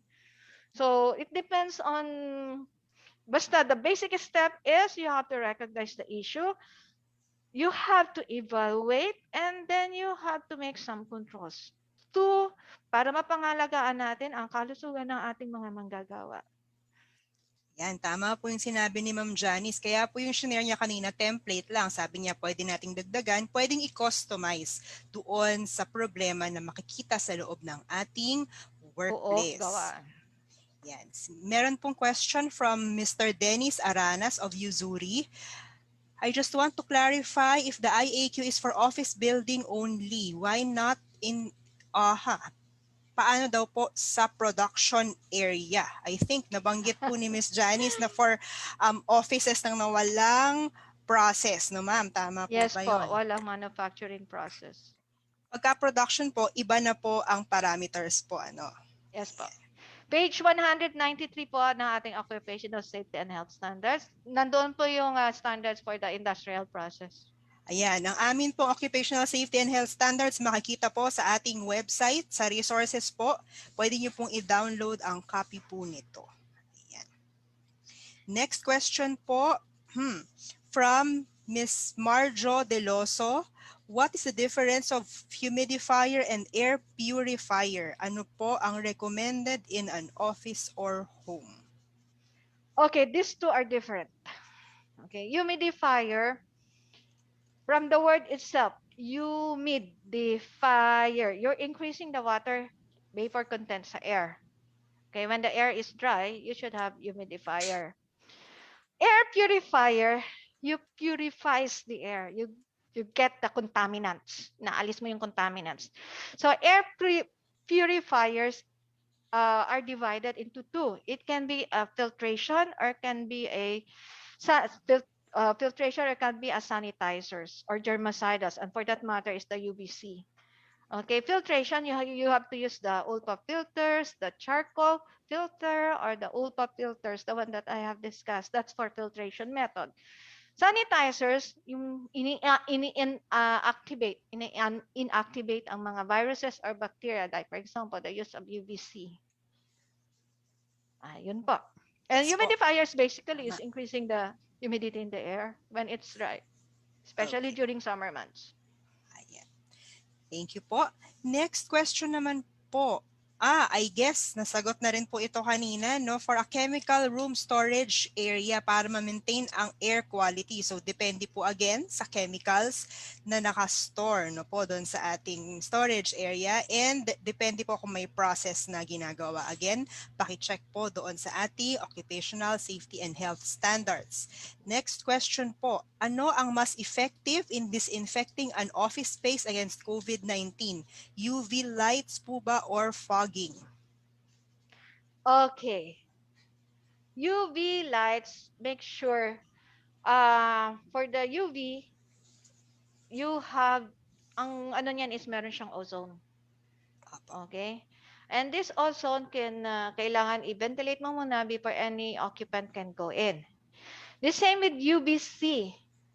Doon sa wavelength of light, when you say ultraviolet C, kasi ang ultraviolet, it can traverse between harmful and not harmful. Okay, you have UVA, UVB, and UVC. Pag sa beach ka, you're using the sun lotion para hindi ka ma-sunburn, and that's against UVB and Sunblock. UVA, sunblock. Okay, and then the UVC is the harmful one. When you say harmful, it can detach the atom into its particles. Okay? Pwedeng matanggal ang electron, ma-detach because of the energy of the radiation. So it is not safe if you will go inside a room with the UVC. Merong timer yan. Okay? So make sure na before anyone enters the room after disinfecting, kailangan na ventilate na siya. Did I answer the question properly? Yeah.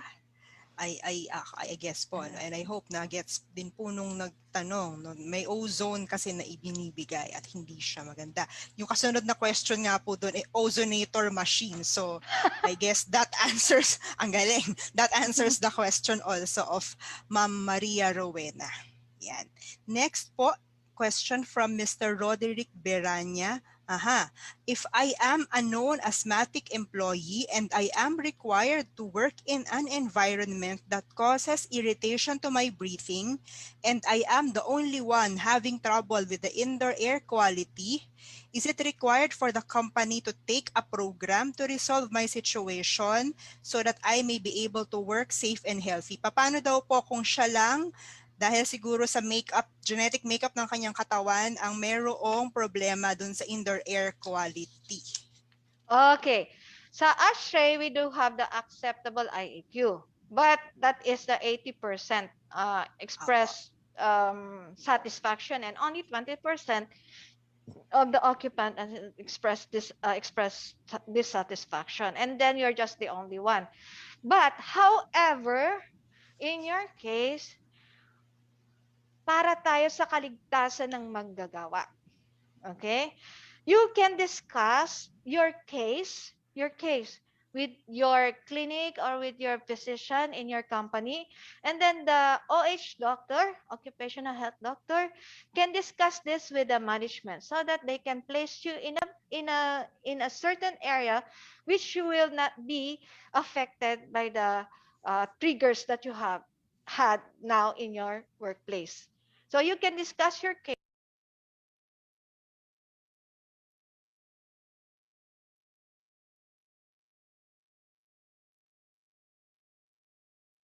with the OH doctor in your area, in your office, and then this OH doctor probably can recommend something. Okay, and this one will be discussed, of course, with the HR. So that's the best thing that you can do. Although, syempre, when we say, according to ASHRAE, dissatisfaction of just only one doesn't mean that the IAQ issue is already a problem. Okay, but there must be a program to look into. Ano ba talaga? Bakit siya lang? Okay, you have to discuss with your OH physician and divulge or disclose everything that you feel in your work, especially health issues. So we Tama po yan. No? Kailangan talaga, importante din ang role po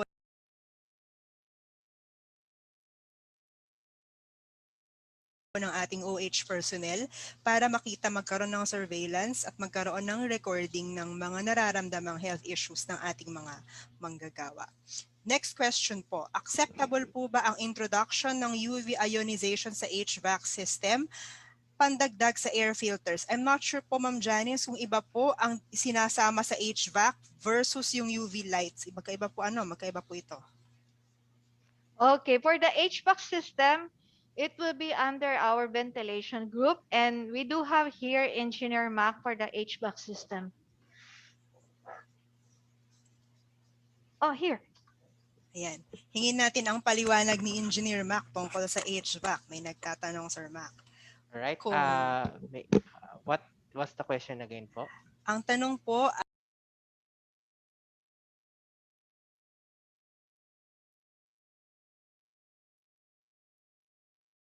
ay acceptable po ba ang introduction ng UV ionization sa Hvac system pandagdag sa air filters? Alright. Some designs na po na nilabas po sa market ngayon is meron na pong built-in or meron na pong nalalagay na UV disinfection doon po mismo sa loob ng HVAC system.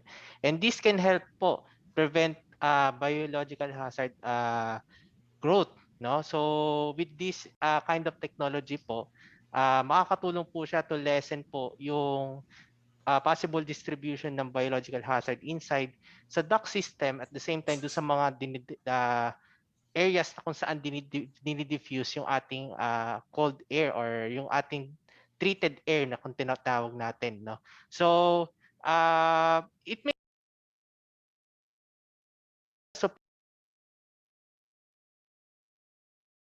supplement po, no? And it is in the form of sanitation. Although if you will be comparing UV disinfection through air purifier, both of them can help, no? But with regards to cleaning of air, kailangan po may filtration system po tayo. Ang UV disinfection is just a supplement to control the biological growth inside in equipment such as the HVAC system and yung ating mga kwarto po, no, kung saan po dinideploy or dun po na nagpupunta yung hangin po natin. So yun po yung ating kasagutan sa inyong tanong po. Okay, maraming salamat po, Engineer Mac. Ang ating next question po, from Sir Edwin Mirafelix, how can we enforce IAQ if it is not an official endorsed criteria by OSHC?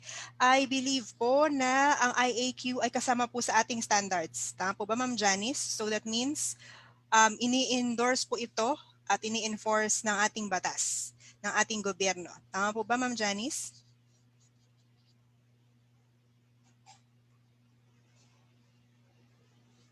Ma'am Janice, naka-mute po ata kayo. Yeah, that one. Okay, for the IAQ, it will be soon out in the country. Okay? Kasi po, binabago po natin ngayon as of now ang ating standards, and we make sure na everyone is every sectors of the industry will be included because there's already the paradigm shift.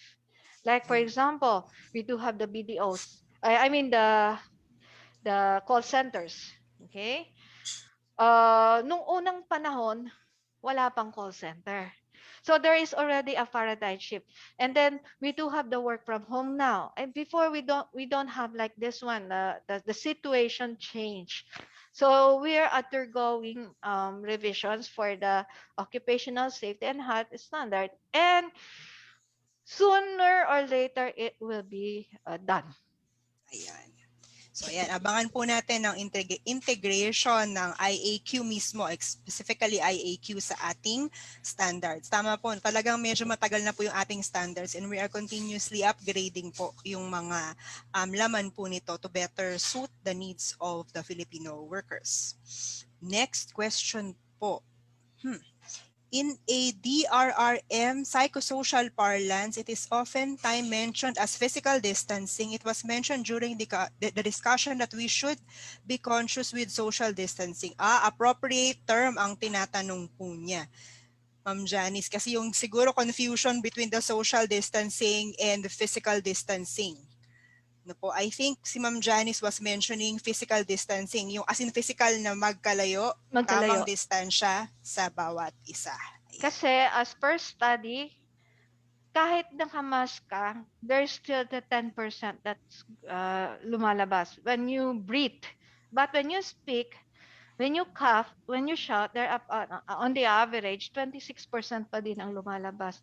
So it matters that we should have a physically distant talaga kayo. Kasi to prevent yung hawa ng COVID-19 or any diseases for that matter. Yan, tama po. So wag po magkumpulan at magkwentuhan sa mga kanto-kanto.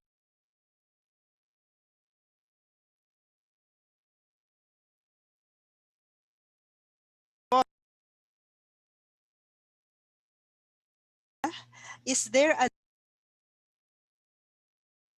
of replacement of Hepa filters installed in air handling units? Okay, please check your manufacturer's recommendation for that. Yung manufacturer's manual for the replacement of the filters. Meron silang mga recommend. It depends on what AHU unit you're handling. So just check the manual. Nandoon po siya.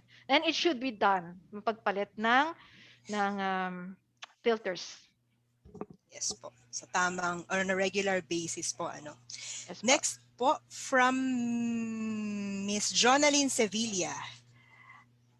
How to balance the air intake versus exhaust air? My formula.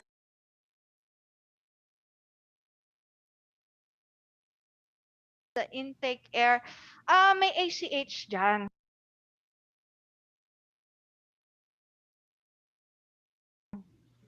The normal ACH, I think it was discussed in the 0224.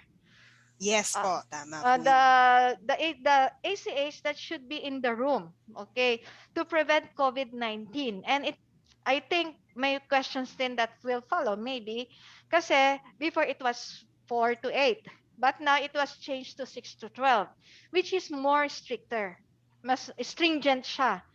And as time goes on, there is a paradigm shift. We do have different viruses. So we might not know what viruses will come out again.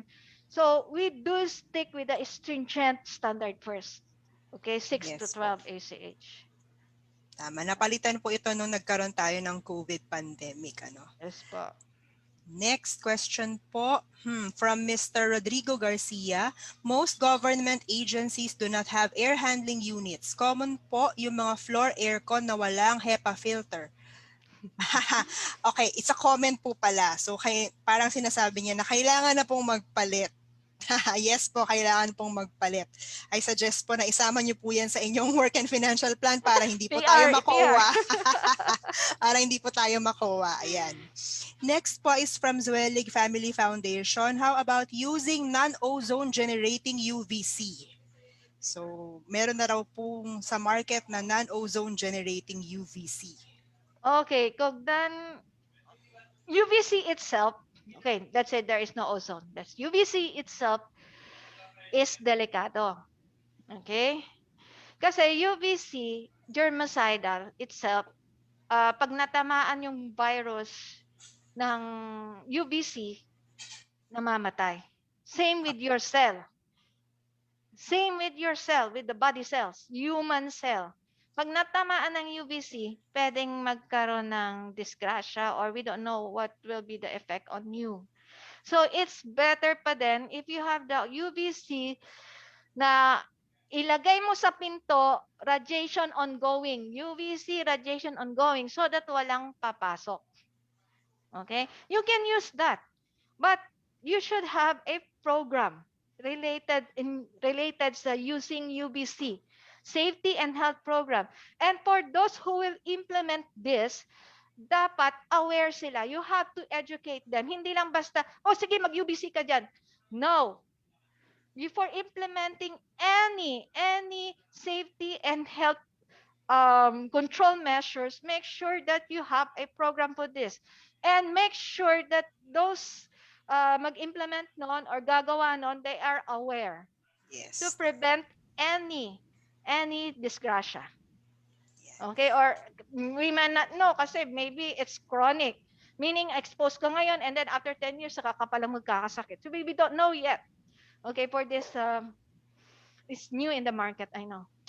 So we Yes. need a lot of, but for safety precaution, as IAQ manager, please contact your OSH committee and they should have a program for this, for the UBC. Okay. Tama po yan. Dapat ma-ensure natin na alam kung paano gamitin para hindi po makadagdag sa magiging sakit. Siguro po, mag-last 2 questions, last 3 questions. Sige. Para po in the interest of time. Next question po ay siguro pagsasamahin ko na Ma'am Janice, no po, kasi Okay po. magkakahawig.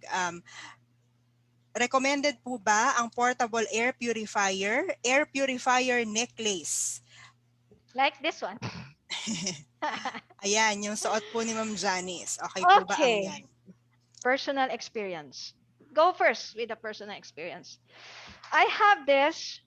There are two levels here, 80 million and 150 million. This one is, the other one, this one is 80, the one on the top, the one with blue, and then when I press it down, it will become 150 million. Okay, ions. So what's the consequence? Okay, personal experience first. I put this one in our room. So I bought three. Three of this. Tatlong ganito. And one for me and one for my daughter and one for my husband. So for my daughter, I place it in her room, naka 150 and close. And then I was wondering bakit siya may sore throat? Likamo niya palagi sore throat, tapos sinisipon siya, inuubo siya. But sabi ko, sanitize naman lahat. Even yung mga utensils na ginagamit niya, she's just staying inside the room. So I turned it off. Inoff ko yung kanyang itong air purifiers niya. So what happened was, natanggal ang sore throat niya, natanggal ang sipon niya, natanggal ang ubo niya. So it means this should have a study first. Okay? Not just sending this out in the market. Okay? In fact, for this kind, there was a study in Japan. Ang nakakapatay lang talaga ng COVID, ang viruses, is 1 to 6 ppm of ozone gas. And that is too much for human. The standard for a gas for ozone is 0.05 ppm. But the only na nakakapatay sa COVID is 1 to 6 ppm. And that's too much. And do you think this one will reach 1 to 6 ppm? I don't think so. So a study on this should be done on the way. Kailangan pag-aralan muna.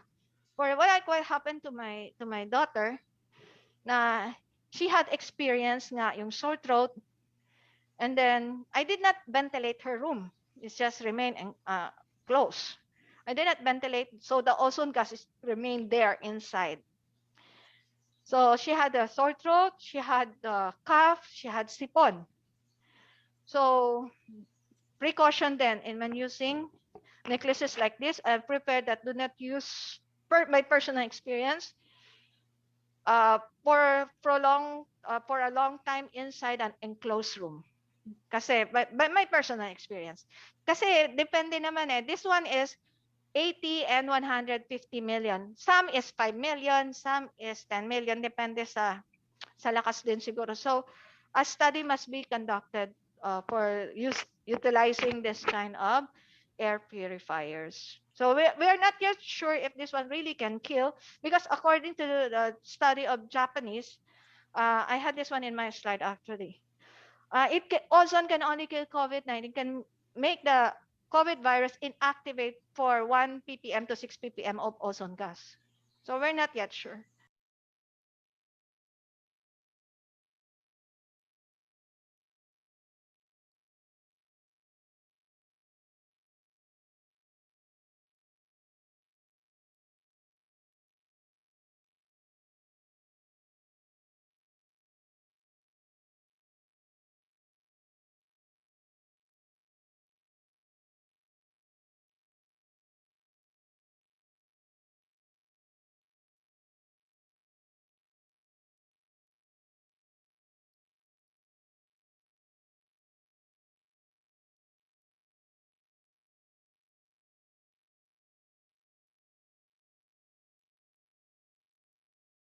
So a study must be conducted first. But I recommend that you should use this in an open space muna. Not inside the room for what had happened to my daughter. Ayan lang po. Yan, maraming salamat po doon. Last two questions po, Ma'am Janice. Yun pong paggamit ng UV disinfection box. So meron pong nabibili ngayon ng mga plastic boxes with the UV light in them. And then karamihan po inilalagay yung mga documents or other items sa loob to sanitize. Is it more of a pollutant source or does it really help in sanitizing? Okay. For the UVC, usually mga katulad ng cellphone, meron ako nun eh. Yung nilalagay yung cellphone using UVC para ma-disinfect ang cellphone. Okay. So it would, hindi naman siya for so long. But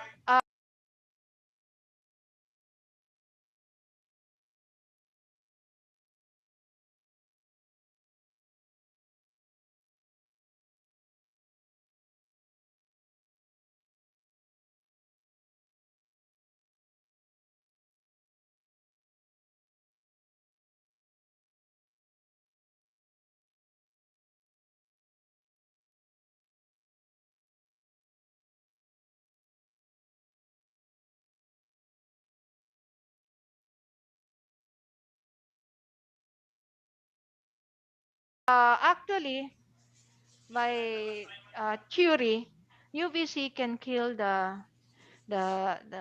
bacteria or viruses because irradiation yan eh, harmful na yung UVC. Di ba, explain the wavelength of light. UVB, UVA is not harmful but UVC tumawid na siya doon sa harmful. Ionizing na siya. So, dinidisintegrate niya na yung mga bacteria, dinidisintegrate niya na yung mga viruses. But for that matter of using this for the documents, a further study, as of now, wala pang a tangible research study should be done for this one. So we really don't know pag may sumisingaw ba doon, is it ozone free? We really don't know if these sanitizers like the one that I'm using, is it ozone free? What is the concentration of the ozone? Is 1 ppm, 6 ppm, 0.05? Is it already harmful? Can the bacteria be killed at this concentration? So a further tangible research study must be done first. So in using that, you should use that with precaution, as you know naman na this is a radiation. Okay? So as a safety and health personnel, use this with precaution. Yung mga UVC, especially the germicidal irradiation, this is radiation, this is ionizing radiation. So be extra careful. Okay, you read the materials, what should be done. Okay, and follow step by step. Okay, for your office, let's say you're going, as I told you earlier, you should have a safety and health program regarding on the usage of ionizers, UVC, on the filtration method and the sanitizing method for air purification. You should have a program for each and every method. Dapat din po, Ma'am Janice, isama rin po sa program na yon yung paggamit po ng mga ini-spray na sanitation, like yung kung maggagamit ka ba ng chlorine to sanitize your building, yung mga panlinis na gagamitin. Dapat kasama rin po siya doon. And make sure that the workers who will do this one are aware of these precautions for safety and health. Let's say, mag-spray siya. Nag-spray siya harap ng electric fan, di pag-spray niya, yung aerosol or yung mist, napunta na doon sa worker.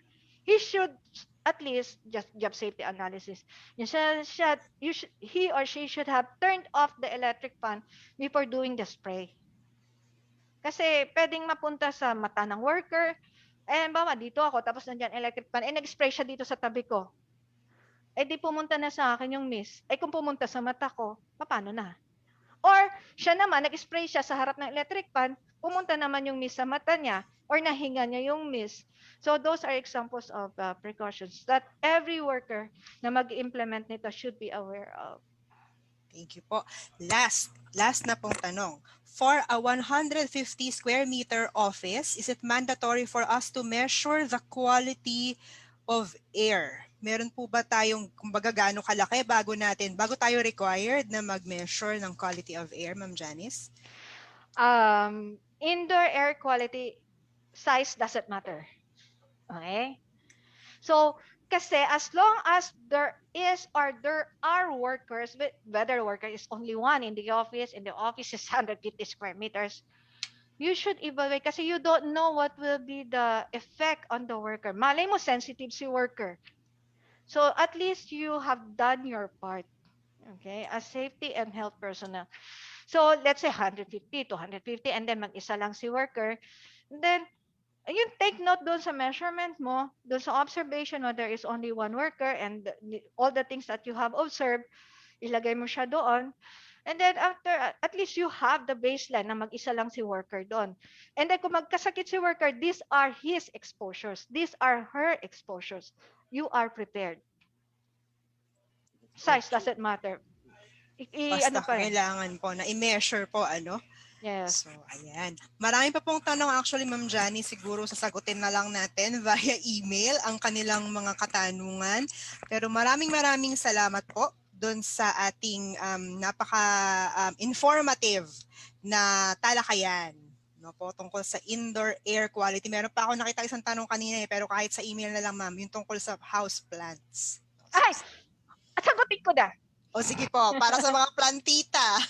Mga plantita at plantito, ganito yan. Okay. For the indoor plants, meron diyang benefits and meron drawbacks. Benefits muna tayo. Benefits, there are studies na it says na nakaka-help ng mental thinking or mental health ang indoor plants. Actually, sa UK, pag mayroong mga mental health problems, they recommend na magtanim ng mga potted plants, ng mga flowers. They help this one in their brain. Okay? And then also, there was one study na mas tumaas ang scores ng mga estudyante when you have the plants inside the classroom. It is well documented. And then, the benefits is it may, but not sure. It may purify the room. It may, but not yet sure. Kasi ang lumabas sa kanilang study, you need 10 to 1,000 plants to purify a certain volume of room. And it's quite dami. Okay? That's why they said it may. The drawbacks. What are the drawbacks? Okay. A potted plant can be a source of bugs. A potted plant can be a source of organic dust. Okay, and a potted plant like peace lily. The peace lily, yung puti na magandang gano'n na inside the room, it can give off 23 volatile organic compounds. So, you have to weigh, okay? You have to check first anong plants ang and there are the drawbacks and the benefits. And for that matter, again, before doing anything inside, kasi it can be drawbacks. It can be a source of pollen, it can be a source of bugs, it can be a source of organic dust. It can make the room humid because of the water. So at least you should have safety precautions also regarding on this matter. Ayun po. Ayun. So maraming salamat po, Ma'am Janice. Thank you po dun sa information na yon. So i-weigh muna po natin bago tayo magpuno ng room. Ako po, ako doon, guilty ako sa paglalagay ng maraming halaman sa loob. Okay. Thank you so much, Ma'am Janice. Pero it can enhance our brain. Yes po. It can enhance. Actually, there was a study that Amazon workers, they became more productive when there was a plant inside the room. Yung empake ng mga Amazon orders, yun. So I read that one. Actually, it's already in my slide. So that one, you can browse on the internet anyway. Yes po. Maraming salamat, Ma'am Janice. And to give us her message, We now have our Deputy Executive Director, Ma'am Nelia Granadillos. Ma'am? Hello, DJ. Jay, thank you for introducing me. Is my voice okay? Yes, ma'am. Loud and clear po. Thank you. Magandang umaga po sa inyong lahat. Good morning. And this is the first episode of the series of webinars for the Pre-NOSH Congress. This is the Indoor Air Quality episode. In behalf of the Executive Director of the Occupational Safety and Health Center, Engineer Noel Binag, I would like to thank our resource speaker and the participants of almost 300 registered in the Zoom link and more viewing in the Facebook link. Ang dami pong nag-attend ito sa ating first episode. Very grateful to Miss Janice Robles, our very own industrial hygienist here in the center. It was a very comprehensive lecture on indoor air quality, and I'm very proud of my industrial hygienist, of our industrial hygienist here in the center. Thank you very much, Janice. I miss you all. And yun po, ang indoor air quality po is the first episode considering this topic as a very good start relating to the prevention of transmission of COVID-19 in indoor enclosed areas, not only in workplaces but also in indoor commercial areas. Yan po ang with the observance of the minimum health protocols, ang experts po have pointed out then to look at the ventilation as a factor of an indoor enclosed area concern. So, kung napansin nyo po, pinayagan yung dine-in pero outdoor at the start ng MECQ. Pero nung nag-GCQ, 10%, 50%. Pero they would rather have the dine-in outside. Why? There is a concern on the indoor air quality. So yan po ang naging, that is the rationale of issuing the DO224 to ensure the adequacy of ventilation in both the enclosed non-aircon and aircon work areas, both workplace and commercial. So, as we've learned today, ang indoor air quality po ay we have to consider a lot of factors, lalong-lalo na po yung occupants. Ang occupants po tayo ang nagko-contribute sa airborne contaminants. O una, yung carbon dioxide if it is crowded. The scents, yung mga pabango po natin, marami pong medyo susceptible, allergy sa mga scents. So, we contribute to the contaminants. The temperature and relative humidity is not only affecting thermal comfort, ngayon po napakainit, but it also increases the biologic hazards such as bacteria and virus. So lahat po itong airborne chemicals na to, as we've learned, lahat po to nagko-contribute lahat sa isang indoor environment. So hopefully, as discussed, wala pa po ma-issue na yung revised OSH standards. So to include the TLBs or standards for indoor air environment. Hopefully po na ma-issue na po tong OSH standards. Actually, gabi-gabi na po, 7 p.m. na po nag-meeting dito just to fast track po, ma-issue na po tong OSH standards natin. So, to summarize, ang IAQ po, indoor air quality, is very important. This will ensure protection of our people, especially those na may mga asthma, very susceptible, allergies, we need to improve or provide a good quality indoor air quality. With the heat in our country, sobrang init, most of us are staying in an air-conditioned rooms. Pero we cannot really say that there's an adequate supply of fresh air and extraction of contaminated air kasi naka-aircon tayo. So there's a concern on the ACH as required, air changes per hour. So kailangan pong lahat ito is a holistic evaluation of an indoor air environment. We